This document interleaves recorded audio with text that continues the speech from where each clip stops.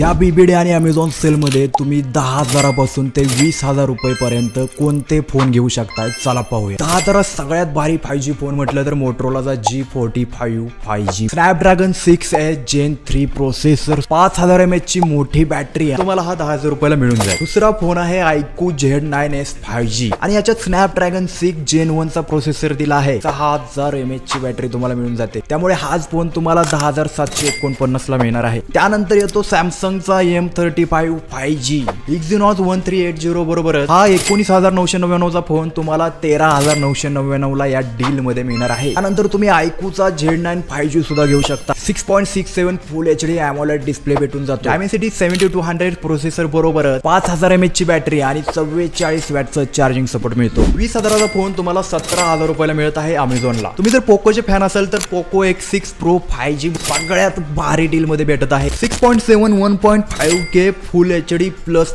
120 hertz चा display मिळून जातो। Dimensity 8300 प्रोसेसर, बॅटरी 5000 mAh ची आणि 67 वॅटचा चार्जिंग सपोर्ट सुद्धा दिला आहे। हा 26,999 चा फोन फ्लिपकार्टला 18,999 मध्ये मिळत आहे। आता सांगितलेले सगळे फोन 10,000 ते 20,000 च्या रेंज मधील आहेत।